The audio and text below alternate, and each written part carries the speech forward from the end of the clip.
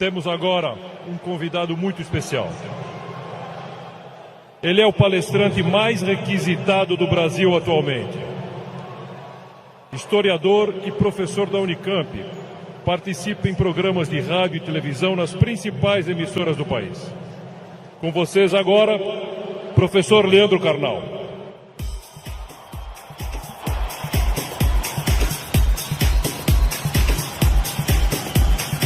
Boa tarde. Muito boa tarde. Um imenso prazer estar aqui no Rio de Janeiro. Bem, obrigado. Obrigado. Obrigado. Muito obrigado. Ainda bem que eu não sou tímido. É um imenso prazer estar aqui no Rio de Janeiro, cidade que eu amo tanto. E é um imenso prazer falar sobre o tema que nós vamos falar agora. O tema que nós vamos falar agora, se eu for feliz, e vocês receptivos, como parece que são bastante, se eu for feliz e vocês receptivos, corre o risco, temos a chance de que seja um tema que transforme a vida de vocês. Por quê? Porque eu vou falar naturalmente de autores que eu estudo há 30 anos, eu vou falar das coisas que eu me dedico na universidade, eu vou falar de muitas coisas que vocês encontram nos livros. Mas, minhas senhoras, meus senhores, eu também vou falar das coisas que eu aprendi nesses 54 anos de vida, nesses 35 anos de magistério, e que eu tento transmitir através de livros, vídeos, programas e outras participações.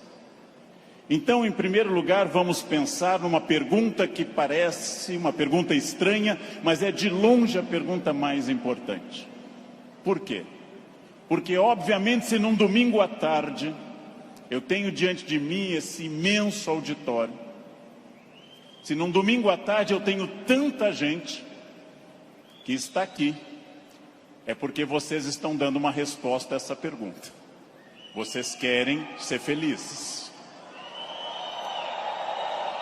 Vocês estão respondendo a uma questão importante sobre a realização da vida. Quanto mais consciente for essa resposta, quanto mais você tiver consciência do que você quer e do que você é, mais chance você vai conseguir de ser feliz. A pergunta que eu vou fazer, eu sei a resposta, porque eu estava ali atrás ouvindo essa maravilhosa rave aqui. A pergunta eu sei a resposta, porque nós estamos num clima de alegria, de entusiasmo. Entusiasmo é uma palavra linda, vem do grego cheio de Deus, entheos. Cheio de Deus, entusiasmo. Mas eu vou começar fazendo uma pergunta que eu sei a resposta. É típico de professor isso. Se eu pergunto aqui nesse ambiente entusiasmado, com 27 mil pessoas cheias de energia, se vocês são felizes, eu sei a resposta. Pergunta, nesse momento, quem nessa distinta plateia se considera uma pessoa feliz? Acaba de falir o laboratório do Prozac. Não haverá mais depressão no planeta Terra. Bem, é óbvio que a felicidade de vocês é notável. Se eu fosse cego e surdo, eu sentiria a vibração do auditório. Porém, agora começa a função chata do filósofo. Amanhã, quando vocês estiverem afônicos, semi-surdos, amanhã, quando vier mais uma segunda-feira e mais uma, amanhã, quando vocês lerem os jornais, que são a coisa mais broxante que existe hoje no planeta, ler manchetes de jornais, amanhã vocês estarão talvez não tão entusiasmados quanto hoje. E daqui a 15 dias, talvez um pouco menos. Mas esse é um momento em que o entusiasmo é lógico. Então a minha pergunta é para médio e longo prazo, porque eu estou falando de um dos momentos mais difíceis da história do Brasil. Eu estou falando de um momento complicado. Ok. É para eu falar mais próximo do microfone. Eu já acho que eu estou berrando, mas... Num momento da história do Brasil onde existe uma dificuldade imensa.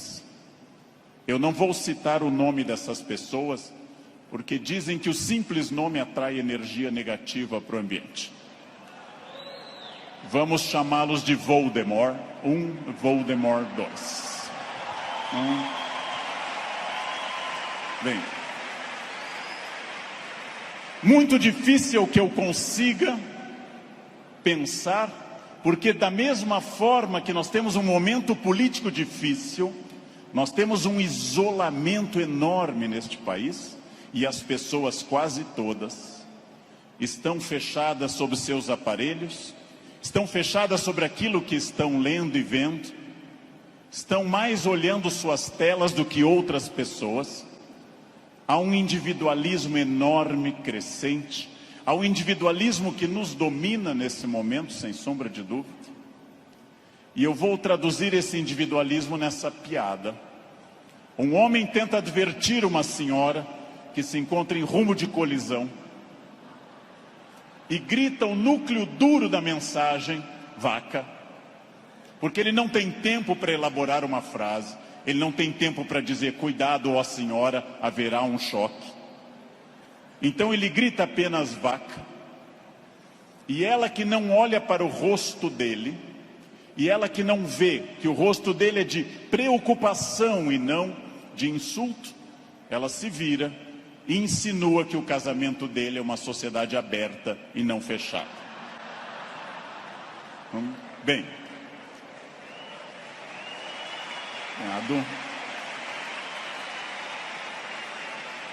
primeiro problema e primeiro conselho que eu dou a vocês, para que vocês reflitam, aceitem ou rejeitem como desejarem. Primeiro conselho importante: olhem para o rosto das pessoas. Olhem para o rosto dos clientes. Olhem para o rosto de quem está comprando, porque o rosto humano é um livro poderoso que traduz tudo. O rosto humano lhe diz, eu estou adorando, eu estou detestando, eu estou entediado, eu estou entusiasmado. Comecem a olhar para o rosto, comecem a mandar menos emojis e emoticons pelo celular e comecem mais a olhar para o rosto humano que traduz tudo que você precisa saber. Chego a sugerir ousadamente que vocês olhem para o rosto das pessoas da própria família, que conversem com maridos e mulheres. Olha a minha ousadia. Que olhem para essas pessoas. Que vocês passem a avaliar valores, emoções, sentimentos. Que vocês passem a pensar claramente em cada indivíduo único. Essa é uma das grandes chaves do sucesso. Eu tinha um erro, eu tinha um defeito como profissional. Há alguns anos eu entrava num grande evento como esse pensando o seguinte: acabei de chegar de Foz do Iguaçu, dei palestra lá, amanhã eu tenho que estar cedo em São Paulo, depois eu vou para a Bahia, depois eu tenho que voltar correndo da Bahia porque eu tenho aula na terça-feira de manhã cedo em Campinas, e eu vivia no compromisso seguinte, eu vivia no momento seguinte. Isso é um defeito. Vivam no momento que vocês estão. Ao entrarem para conversar alguém, ao tentar uma venda, ao ler um livro, ao namorar, ao conversar com seu filho, ao fazer qualquer coisa importante na sua vida, entre inteiramente naquilo. Não fique pensando o que vem depois. Faça daquela experiência única e que a pessoa que está com você não entenda e não sinta, em hipótese alguma, que ela é um obstáculo ao seu horário, que ela é um obstáculo à sua realização. Entreguem-se a isso. Quais são os meus valores? De novo, parece uma pergunta estranha, mas é uma das perguntas mais importantes que nós temos. Qual é o seu valor? Qual é o seu valor principal? Qual o seu valor auxiliar? Que faz você se emocionar? O que move seu coração, o que impulsiona seu despertar? Quais as ideias que você tem mais fortes pela manhã? Em que você dorme pensando em quem? Estes são seus valores. Decidiu que seus valores são família, dinheiro, um equilíbrio entre os dois? Decidiu que seus valores são viagens, família, dinheiro, um equilíbrio entre os três? Perfeito. Definido o valor, procure este valor obsessivamente, sem cessar em nenhum momento. Há mais de 40 anos, quando eu estava estudando línguas inclusive, eu ouvi várias pessoas dizendo sempre que era muito esforço. Quando eu fiz a faculdade, evitei excesso de festas, evitei maconha, o que num curso de humanas na USP é um isolamento muito grande. Não pegava ninguém.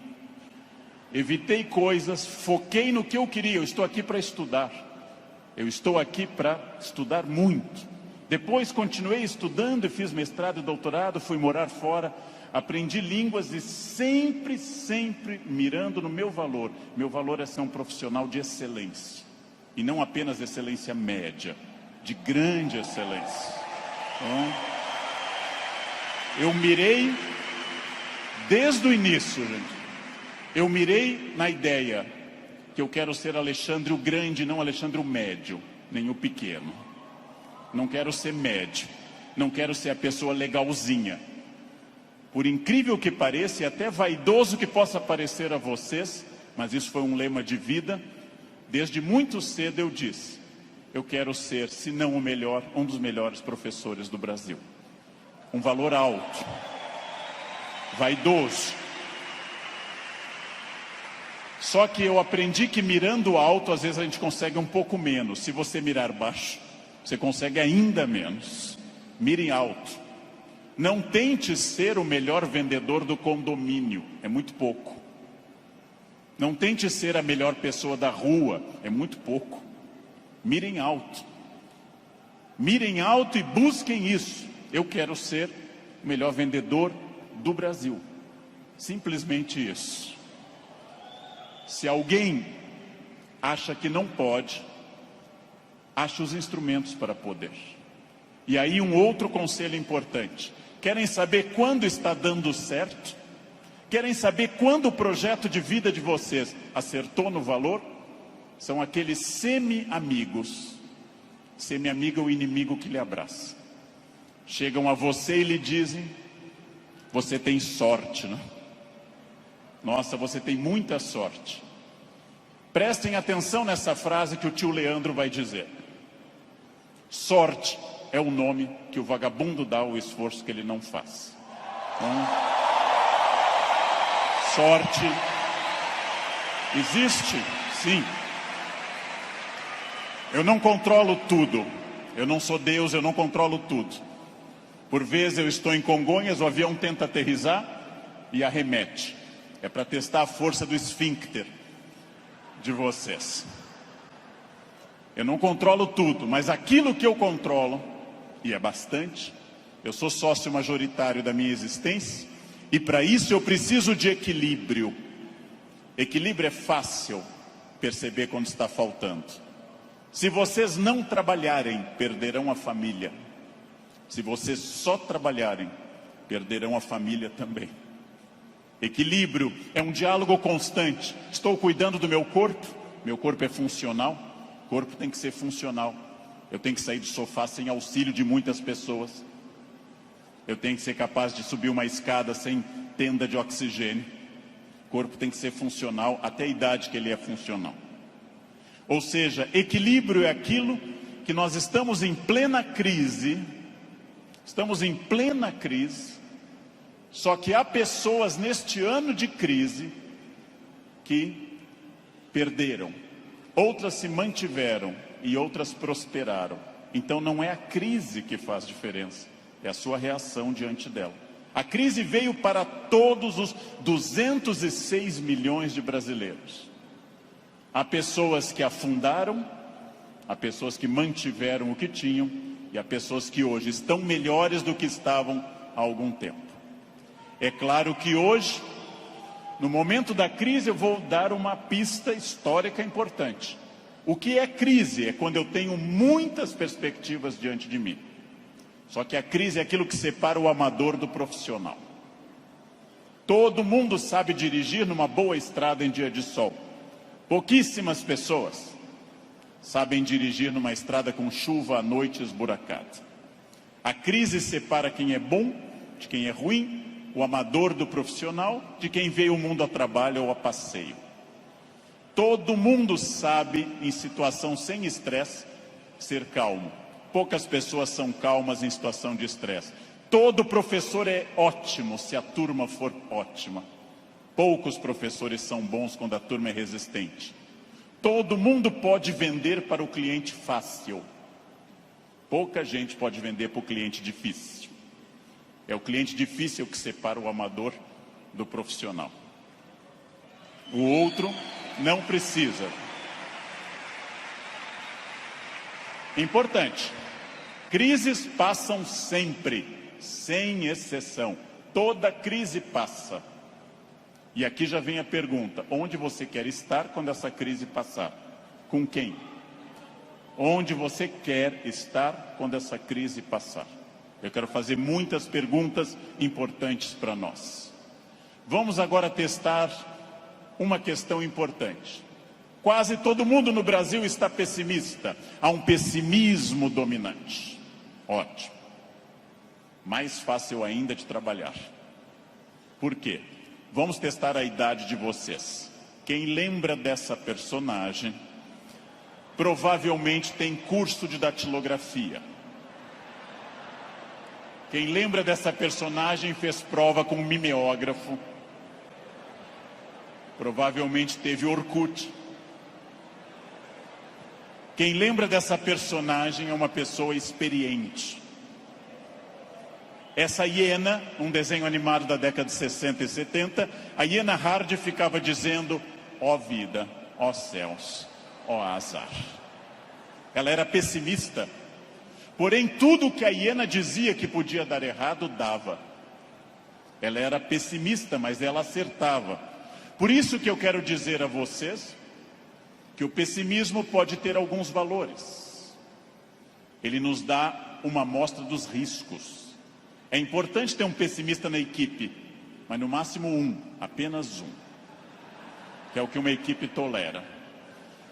Quando alguém chega e diz: nós vamos dobrar o capital, dobrar o número de clientes, nós estaremos em mais 30 países até o ano que vem, o pessimista diz: calma, não é tão fácil. Pessimista é importante para levantar problemas, mas agora eu vou mostrar uma imagem daquilo que eu acredito. No barco está a hiena pessimista dizendo: lógico, o continente está longe, a desidratação é certa, há tubarões, essa vela é ridícula, esse remo não vai levar a nada. Ele tem razão, a hiena tem razão.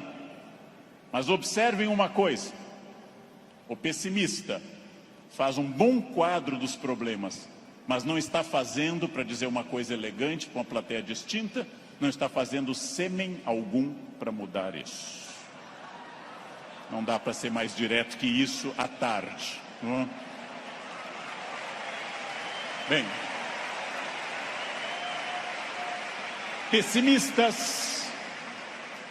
pessimistas são bons para levantar os riscos. Pessimistas são péssimos para resolver os problemas. Para eu resolver um problema, para eu resolver qualquer coisa, eu preciso de um otimismo obsessivo. Se eu não for otimista, gente, eu jamais teria casado. As estatísticas me contrariam.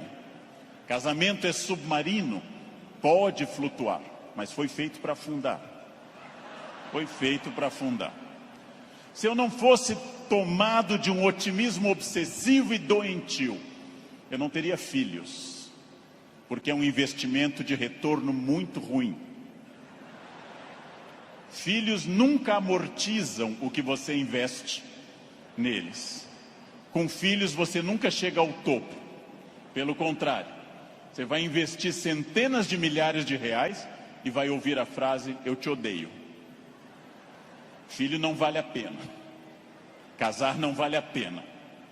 Porém, se nossos pais não tivessem tido esse otimismo obsessivo, nenhum de nós estaria aqui hoje.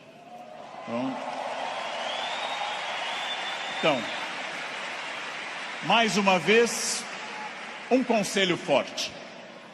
Ouçam os pessimistas. Para pessimista não vale a mãe é sempre otimista com vocês. Ouçam um cunhado é bom para isso. Ouçam o cunhado. Ouçam os pessimistas. Vejam o que eles têm a dizer, agradeçam. Enquanto eles falam, tenham aquela reação bovina. Ouçam. Depois agradeçam e comecem a trabalhar com otimismo total. É só assim que se cresce. É só assim que se consegue alguma coisa. Eu não sei quem governará o Brasil no ano que vem. Pela tradição republicana, o pior possível, mas ainda não escolhemos. Eu não sei, aliás, nem quem governará o Brasil no fim deste ano. Eu tenho total incerteza, mas quero garantir a vocês que, apesar da imprevisibilidade, há uma chave na mão de vocês chamada preparo. Quem daqui ler mais livros sobre técnicas boas de venda, estudar mais psicologia de vendas, quem tiver mais método, quem for mais otimista, quem for mais metódico, não sabe o que vai enfrentar, mas estará melhor do que quem não fizer isso. Não sei onde estaremos, gente. Não sei onde estaremos. Vejam, em nenhum momento na graduação de História e Filosofia, em nenhum momento fazendo mestrado ou doutorado ou estudando fora, eu imaginei que um dia eu teria a honra de falar para essa plateia tão numerosa e entusiasmada. Em nenhum momento. Jamais. E não obstante, ter estudado me trouxe até aqui. Ou seja, essa é a chave. Pergunta óbvia, onde você quer estar o ano que vem? Eu não sei o ano que vem, eu não sei 2018, eu não sei 2027, daqui a 10 anos. O futuro é sempre nebuloso. Gente que há 2, 3 ou 4 anos governava este país e tinha uma renda maior que todo esse auditório junto, hoje está tendo uma hora de sol em Curitiba. Então, o futuro é sempre oscilante. Porém, vamos transformar essas palavras. Substituamos passado por experiência, o que os trouxe até aqui. O presente, ação, esse encontro aqui na Barra. O futuro é estratégia, o que vai ser gestado nesse dia para o que vem pela frente. Se vocês pensarem em futuro como estratégia, entenderão que sim, o futuro é absolutamente imprevisível. Mas quanto mais estratégia eu tiver, mais eu vou controlá-lo. A chuva vai vir para todos. Quem souber nadar melhor vai sobreviver. Esse é um dado óbvio. Bem, mas eu erro bastante. Eu, Leandro, sou hoje melhor professor, porque já errei bastante. Eu, Leandro, erro. Errar é humano. Lembrem que no nosso mito fundacional, judaico-cristão, a primeira empresa do mundo chamou-se Éden, e o proprietário selecionou 2 funcionários, dali mesmo, não fez seleção externa, criou ali dentro do Éden mesmo. Deu apenas uma regra, fez uma semana de compliance e deu apenas uma regra. Só não pode comer uma fruta, o resto tudo pode. Foram lá e comeram. Foram demitidos por justa causa. Foram para o mundo, tiveram 2 filhos. Um matou o outro, Caim matou Abel. Primeira família do mundo, a mais próxima de Deus. 2 infratores, um assassino e um cadáver. Essa é a primeira família do mundo. Uma família que tinha tudo para dar certo, gente. Não tinha sogra, não tinha nora e não tinha genro. Uma família perfeita. E deu errado.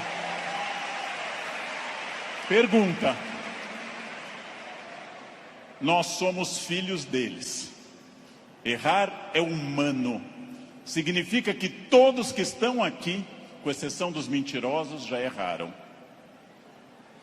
Só os mentirosos nunca erraram, porque são mentirosos e dizem que nunca erraram. Faz uma coisa que eu treino há mais de 50 anos diariamente. Eu treino andar. Faz mais de 50 anos que eu treino diariamente e eu tropeço. Erro é um recado. Erro é um recado enviado para dizer que você pode mudar de estratégia, tem que aprender, tem que ter cuidado. Erro é fundamental. Errou, não conseguiu, não atingiu meta, falhou, ótimo. Se você aprender, você será melhor. Senão será só um chorão. Aprenda. Aprenda com o erro, gente. Aprenda com o erro. Erro lhe tira da zona de conforto. O que é a zona de conforto? É aquilo que me deixa satisfeito, feliz. Zona de conforto é aquilo que estraga o meu desafio. Ostra feliz, diz Rubem Alves, ostra feliz não desenvolve pérola. A pérola é a resposta da ostra a isso. Por que a ostra faz uma pérola? Porque um grão de areia a incomoda e ela reveste com madrepérola. Sem isso a ostra não produziria pérola. Zona de conforto é aquilo que lhe deixa repetindo. Eu caso, e caso como todo mundo com entusiasmo, querendo cuidar muito, fazendo muito afago e afeto, e vou ficando mais confortável no casamento, passo a ficar mais tempo no sofá, passo a usar moletom, passo a beijar minha esposa na testa, sinal claro de declínio erótico. Passo a chamar minha esposa de mãe, que é para não ter nada sexual mais, porque com a mãe ninguém tem nada. Perco a atenção na roupa de baixo, e ela, ao invés daquelas lingeries lindas, de seda e renda, vermelha e preta, passa a usar bege, de algodão, lavadas com sabonete no box, dia após dia. E assim os dias vão se sucedendo, e finalmente chegamos ao ponto mais baixo da relação. Os dois passam a usar croque. Acabou. Acabou. Não há sexo com croque, jamais. Bem, salvo se alguém aqui está de croque, é exceção do que eu estou dizendo. Fica muito bem em você. Fica muito bem. O que acontece com a zona de conforto? Eu passo a não querer fazer mais coisas certas nem com entusiasmo. Eu passo a achar que está bom estar no aquário lotado porque é conhecido. E eu não busco um aquário mais desafiador e maior. Tudo o que te agrada te engana. Tudo o que te seduz e te deixa confortável te conduz à mediocridade. Quanto mais você tiver desafios, mais você vai responder a esses desafios.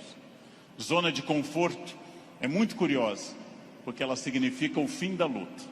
Saiam da zona de conforto. Pensem seriamente que tudo está em mudança, tudo está envelhecendo, tudo está passando, tudo aquilo que não está se expandindo está encolhendo. Tudo aquilo que não está melhorando está piorando. Isso é a realidade do mundo. Se você não mudar o seu negócio, alguém mais jovem e mais dinâmico vai mudar. Nesse momento, alguém está tendo uma ideia de vendas melhor que a sua. Isto significa que quem se dedica a ser um profissional precisa permanentemente levar em conta essa frase. Mudar é difícil, me ensinaram os norte-americanos. Mudar é difícil, não mudar é fatal. Mudar é difícil, não mudar é fatal. Isso é fundamental, gente.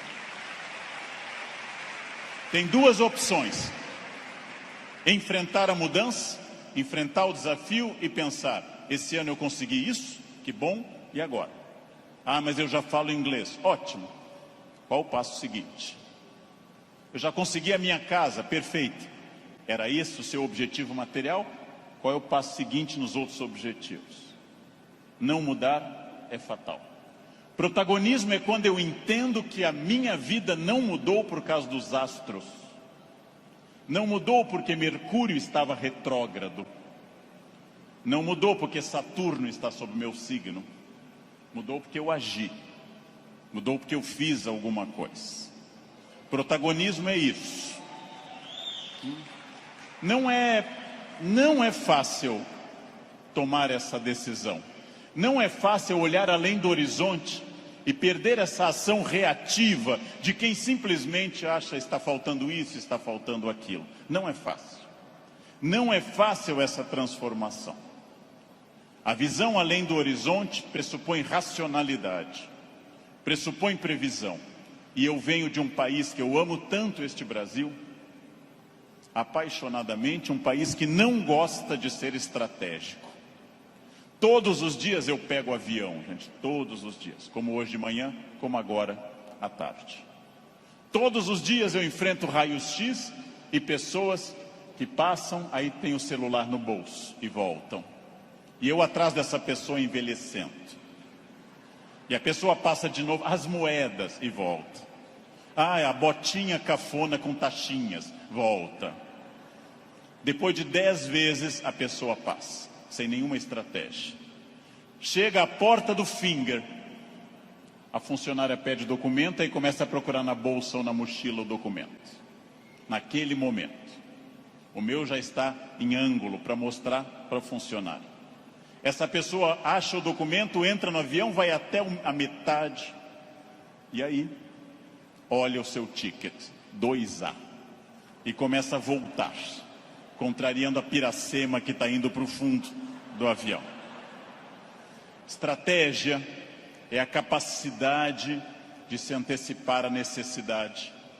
Estratégia é estar pensando o seguinte: está dando certo a minha estratégia nesse momento? Ótimo. Está dando certo, já é passado. O que eu vou fazer no futuro? O que eu vou fazer para transformar isso? Racionalidade estratégica. Não existe destino. Eu sou das pessoas que compartilham da ideia que não existe destino.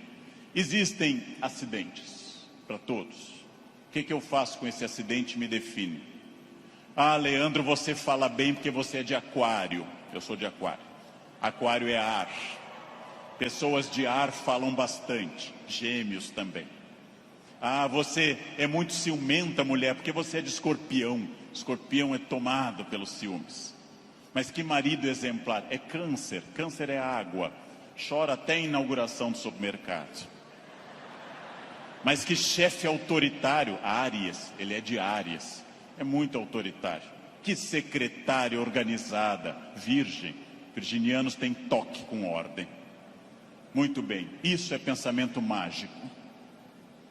Sabe o que é pensamento mágico? Acreditar que a minha vida é determinada por uma constelação na hora do nascimento. Sabem o que é vaidade, que também atrapalha? É ficar pensando agora, por que ele não falou do meu signo até agora? Isso é vaidade. Será que ele vai falar do meu signo? Isso é vaidade. Bem, superem isso. Superem essa ideia de sorte, azar, destino. Introduzam a ideia de decisão, estratégia e trabalho. Sartre diz, o filósofo que morreu em 1980, Sartre diz: não importa o que a vida fez de você. Pausa. Importa o que você fez com que a vida fez de você. Não importa o que a vida fez de você. Importa o que você fez com isso. Você conseguiu aprender inglês porque sua família era rica e te levava para esquiar em Aspen, no Colorado? Ótimo. Tem outra maneira de aprender, na biblioteca pública com CDs de graça. Aspen é bom. Aspen é legal. Mas não está impedido o acesso para outras pessoas. Não importa isso. A vida te deu 3 chances de sucesso material. Nascimento é a primeira. Quem nasceu de família boa, mas desprovida de recursos, já queimou 1/3 das chances. Família amorosa, mas sem CNPJ forte. Segunda chance, casamento. Quem casou por amor já queimou 2/3 das chances. Casar por amor elimina mais 1/3 das suas chances. Sobrou só um, gente. Só um caminho. Trabalhar. Trabalhar bastante. Ou casar de novo. Ou nascer de novo. Eu já me convenci que é trabalho, que queimei os 2/3 iniciais também. Tenho família amorosa e muito trabalho pela frente. O que significa isso, gente? Vamos pensar. Eu não sou controlado. Eu não sou controlado pelo destino. É óbvio que eu não sou tudo e nem posso tudo e nem sei tudo, mas eu não sou controlado pelo destino. O primeiro exercício que eu quero que nós façamos daqui para frente é o seguinte: dentro do padrão do humano, eu não posso desejar imortalidade, está fora do padrão do humano. Tirando a Rainha Elizabeth, ninguém é imortal no planeta Terra. A Beth é imortal, é uma Highlander. Eu não posso dizer, eu me cuido, você vai morrer igual. Vai ser um cadáver bem cuidado. Eu hidrato a pele, vai ser um cadáver hidratado, bonito. Eu malho todos os dias, um cadáver definido, bonito também. Muito bem. A não ser que vocês queiram evitar Alzheimer, aí o meu conselho é: comam bacon, pururuca, banha, isso evita Alzheimer. Vocês não chegarão à idade de desenvolver Alzheimer. Vão morrer antes. Então, bem. Não controlo tudo. Não controlo tudo. Não sou dono do universo. Não posso impedir a morte, que virá. Mas entre o nascimento e a morte eu controlo muita coisa. Toda crença em destino, vocação, talento, é uma crença que tende a disfarçar o que de fato faz a diferença. E o que de fato faz a diferença é o esforço. Eu tenho uma sorte imensa quando as pessoas me dizem: Leandro, você tem sorte. Eu tenho uma sorte imensa. E essa sorte se repete diariamente, porque eu acordo às 4 da manhã. Essa é uma sorte diária. Basta eu começar a dormir o dia todo que a sorte se vai. Ninguém me controla, e eu acredito, como os filósofos gregos, que a vida pode ser mais racionalizada. Eu acredito que eu tenha condições de interferir na minha vida. Eu acredito que quando eu faço a pergunta o que estamos fazendo de nós mesmos, eu posso dar uma resposta objetiva e prática. O que eu estou fazendo de mim? É um momento para pensar. O que eu estou fazendo de mim? Essa é a vida que eu estou querendo levar? Com as pessoas que eu quero? A vida é muito curta, gente, é muito rápida, é muito passageira. E ouçam alguém de mais de 50. Depois dos 40 parece ficar mais rápido ainda. Parece que passa numa velocidade incrível. A vida é muito curta para que se perca tempo numa existência medíocre, numa existência pequena, numa existência fraca. A vida é muito curta para que eu tenha uma família que eu não ame, para que eu tenha um emprego que eu não goste, para que eu tenha um trabalho que eu não me dedique. Ela é muito curta para eu ser medíocre. É muito pouco tempo para isso. Perguntem o que estamos fazendo de nós mesmos e sigam o conselho que Sócrates fundou a filosofia ocidental: conheçam-se, conhece a ti mesmo, conhecimento de si. Sigam esse conselho, sigam essa ideia de saber quem vocês são. Se eu me conhecer, ninguém me ofende. Se eu me conhecer, ninguém me ataca. Já disse isso várias vezes na internet. Quando alguém me xinga no trânsito, eu tenho que saber se a pessoa está dizendo a verdade ou mentira. E nos dois casos eu não posso me ofender. Conheçam-se. Saibam quem vocês são. O ano passado um aluno bateu a porta na minha cara e gritou: careca. O que eu vou dizer para esse aluno? Não. Retire o que você disse. Não. Estou ofendido. Vejam, as pessoas têm direito a dizer o que querem, é um direito constitucional. Eu só me ofendo quando eu concordo com elas. Ataque é veneno. Veneno só funciona se eu tomar. Ataque é veneno, eu preciso tomá-lo. Então, se eu não tomar, o veneno não funciona. Já ouvi no trânsito de São Paulo e gravei um programa sobre isso uma vez, um café filosófico. Alguém me gritou, insinuando que minha mãe exercia atividade erótica remunerada. Examino a biografia de minha mãe, hoje com 80 anos. Na juventude ela está sempre com o rosto fechado nas fotos, como era próprio daquela época, nunca sorrindo. Era obviamente uma mulher fiel, sempre triste, fechada, uma mulher de um homem só. Não ria, não tinha aquela pele brilhante da mulher que não é tão dedicada. No passado por virtude, no presente por falta de mercado, minha mãe não é uma prostituta. Então eu não me ofendo. Mas se ela fosse, e não é crime no Brasil ser, eu teria que dizer à pessoa, você conheceu mamãe? Você ia lá em casa? Não. Também não teria que me ofender.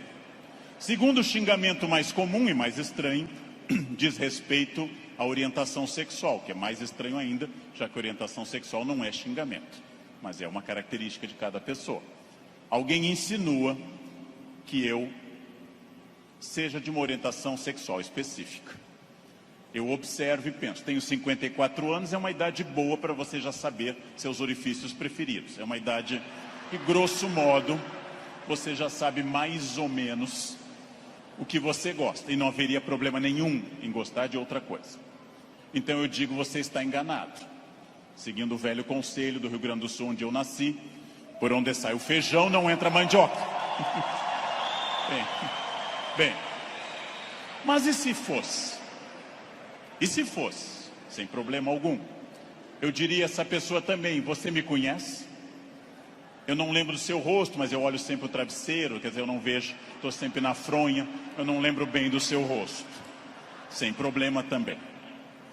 Quando alguém lhe xinga de velha, de feio, de babaca, de filho de alguma coisa, quando alguém lhe xinga até dizendo um time de futebol específico, que eu não vou repetir, resta você saber, a pessoa está certa ou errada. Se ela estiver certa, ela não está me ofendendo. Se ela estiver errada, está me ofendendo. A vida é muito curta para que eu perca tempo com babacas cheios de ódio. A vida é muito curta para isso. Né? É muito curta. Evitem esse problema. Quem se conhece não se olha como Superman e na verdade é o pateta. Quem se conhece sabe dos seus limites e explora esses limites ao máximo. Quem se conhece sabe, talvez eu não tenha vindo ao mundo tão bonito, talvez eu não tenha vindo ao mundo tão alto, tão rico, tão hábil em línguas. Eu posso fazer muito com isso, muito. Posso esticar esses limites ao máximo. É fundamental conhecer-se, sempre, sem exceção, sem nunca perder de vista que consciência é a chave da transformação. Consciência é a chave de todas as transformações. Respostas claras, objetivas para a pergunta que eu fiz no início. O que eu quero? Onde isso vai me levar? Quem sou eu? Isso me torna ou não feliz? Consciência. Controlar a vaidade. O principal elemento de descontrole de uma vida. Trabalhei para homens muito importantes nesse país. Trabalhei com pessoas fundamentais deste país. E quase todos com o mesmo pecado. O pecado da vaidade. O pecado fundacional da humanidade, o de Lúcifer. O pecado de se achar mais do que é. E de achar que os outros concordam com isso. Mire em ser mais do que você é. Mas saiba exatamente quem você é. Para que o mundo não precise lembrá-lo disso com frequência. É melhor que qualquer pessoa, cobramos mais o corpo com roupas e alguém diga, nossa, você está muito bem, poderia deixar mais alguma coisa à mostra, do que alguém que diga, vai colocar uma burca, meu filho, tá demais. Quer dizer, esperem, saibam quem vocês são. Saibam quais as lutas que valem a pena.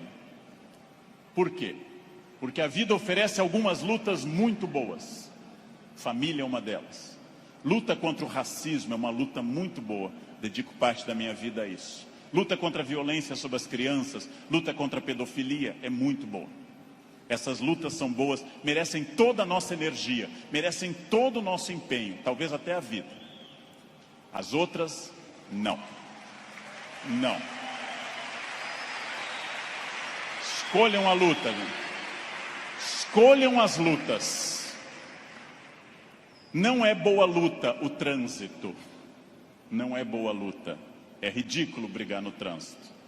A pessoa pode estar simplesmente louca, drogada ou armada.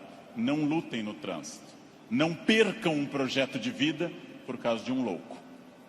Não lutem em família, dentro da família. Família é como herpes, volta sempre. Volta sempre, gente. Você brigou agora, no próximo Natal tem de novo. Não adianta brigar. Escolham as lutas. E quando alguém lhe ofender na sua rede social, bloqueie, apague ou ignore. Rede social não é um bom espaço de luta, é perda de tempo ficar brigando em rede social. Escolham as lutas, gente. E aqui um detalhe, uma campanha. Falando no Brasil inteiro, eu estou lançando uma campanha, gente. Pelo amor de Deus, parem de dar bom dia em grupo de WhatsApp. É a minha campanha. É a minha campanha. Se alguém der bom dia, apaguem simplesmente. E pronto. Pronto, falei. Escolham as lutas. O mundo inteiro hoje está centrado em duas coisas: parecer, através de redes sociais, e ter. Ter é bom, se representar que eu vou melhorar com isso. Ter para ser, ter para parecer é ruim. É bom eu ter conforto, é bom eu ter algumas coisas materiais, desde que eu saiba que elas servem à minha felicidade, e não eu sirvo as coisas. Ter e parecer não se confunde com ser. É uma palavra difícil, eu sei. É uma palavra complicada, essa tal de felicidade. Epicuro, filósofo, que eu adoro, dá uma norma muito clara. Viver não é um fardo. Não viver não é um mal. Logo, diz Epicuro, que nós devemos honestamente morrer e honestamente viver. Como eu posso ter medo do que é inevitável? Viver é um desafio constante e diário, não é um fardo.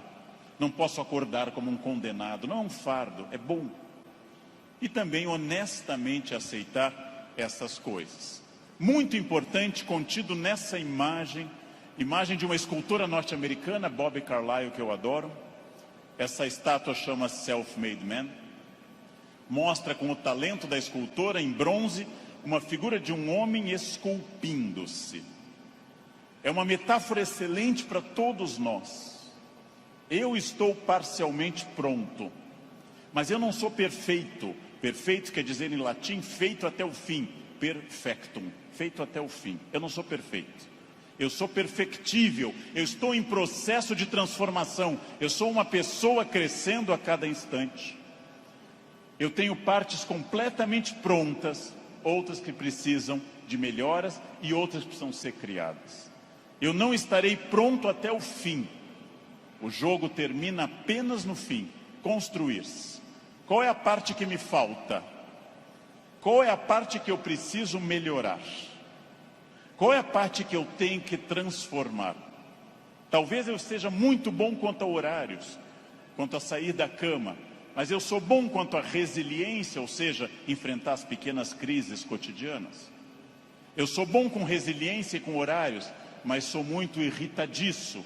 Tenho que trabalhar isso no meu autoconhecimento, num processo de psicologia, tenho que trabalhar minha irritação. Eu tenho partes a serem melhoradas. Meu português não é bom? Leia, aprende, estude.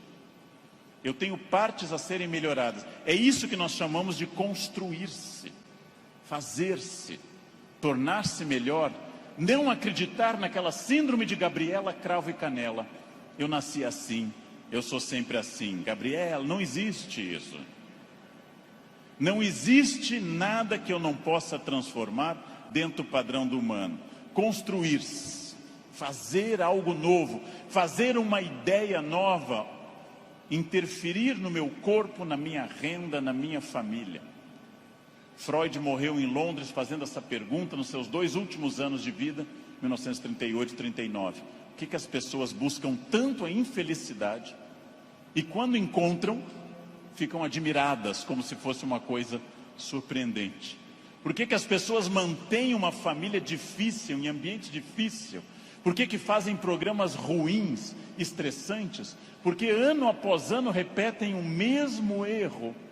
E depois, quando vem a infelicidade, na forma de insônia, ansiedade, depressão, angústia, elas ficam surpresas. O que houve com a minha vida?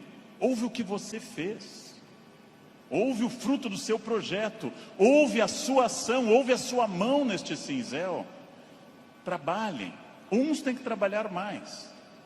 Uns precisam um esforço maior. Tem gente que anda 5 minutos na esteira e define abdominais. Eu tenho raiva dessa gente. Tenho raiva. Tem gente que come brigadeiro dia e noite e está com 2% de gordura. Quero que morram. Eu vou ter que comer capim sem parar. Vou ter que correr daqui até o Recreio dos Bandeirantes e voltar fazendo num pé só para perder 100 gramas em 2 meses. Não é fácil. E devo dizer a vocês, vai piorando com o tempo. Não é fácil, mas é possível para todo mundo. É possível para todo mundo. Esculpam-se. Criem-se. Façam algo assim. Sejam alguém diferente. Façam algo que transforme a sua vida. Parem de ficar na estrada lamentando o que teria sido. Tirem o futuro do pretérito da cabeça de vocês. O que teria sido não tem importância. Só tem importância o que é e o que será. O presente e o futuro. Só. Ah, se eu tivesse feito isso. É irrelevante o futuro do pretérito no projeto de vida. Condicional em inglês. Não existe isso. Não pensem em nada que não seja fruto dessa ação. É isso que eu tenho perseguido sistematicamente nos últimos anos. Aquilo que eu quero, as metas que eu desejo, o mundo que eu quero ver, seguindo o conselho do grande Mahatma Gandhi, líder da Índia, seja você o mundo que você deseja ver, ou seja, anuncie em você o mundo que você deseja ver. Como eu quero um mundo mais ecológico, eu vou reciclar lixo em casa. Como eu quero um mundo mais humano e mais educado, eu serei mais humano. Como eu quero um trânsito mais cidadão, eu serei um melhor motorista. Como eu quero combater a violência entre as pessoas, eu serei menos violento. Eu sou a transformação que eu quero ver no mundo. Parem de se espelhar no mundo, construam essas coisas, digam a si mesmos onde querem estar, com quem, com qual corpo, com qual renda, em qual casa, e persigam esse objetivo. Persigam esse objetivo. Pronto. Simples. Num livro que eu acabei de ler, conta o autor que o grande pianista deu um concerto aqui no Rio, Arthur Moreira Lima, que eu admiro muito, tocou maravilhosamente Chopin, e ao final uma senhora simpática chegou e disse a Arthur Moreira Lima: nossa, eu daria minha vida para tocar como o senhor toca. Ele respondeu: eu dei a minha. Essa é a chave. Eu dei a minha. Eu dei a minha vida significa eu fiz todo o esforço para isso. De novo a pergunta com a qual eu iniciei essa fala. Você é feliz? Esse grupo respondeu com entusiasmo que era feliz. Perfeito. A gente sabe que talvez, uma ou outra pessoa aqui, 2 ou 3, talvez não sejam tão felizes, mas levantaram a mão porque ficava chato. Talvez. Mas a próxima pergunta é muito importante também. Se há algo que me incomoda, em qualquer campo, se há algo que me perturba, se há algo que me tira o sono, se há algo que eu poderia melhorar, se eu quero um outro modelo, o que pode ser feito a partir de hoje para mudar esses pontos complicados? Em janeiro eu me reuni com os meus alunos E um deles me disse: depois do carnaval eu vou estudar francês. E eu disse: você vai desfilar? Você é destaque em alguma escola? Você vai trabalhar na escola do samba, na cidade do samba? Não, então começa essa noite, e não depois do carnaval. Essa noite. Não depois do carnaval. Segunda-feira eu vou perder peso. Não. Hoje. Vão a pé para casa. Começa hoje. Eu preciso ir até São Paulo a pé essa semana. Vocês não podem pensar nisso para depois. Eu tenho um assistente que, vendo tudo que eu faço para o Natal em família, eu gosto muito da festa de Natal, sou um fascinado pelo Natal, adoro festa de Natal. Ele disse: nossa, como eu gostaria que o Natal fosse assim lá em casa. E eu perguntei: e o que você acha que acontece para ser assim na minha casa? Anjos descem dia 24 e trazem a ceia e as atrações prontas, ou você me vê desde outubro no telefone indo atrás disso? O Natal será o que você quiser que ele seja. Será o que você quiser que ele seja.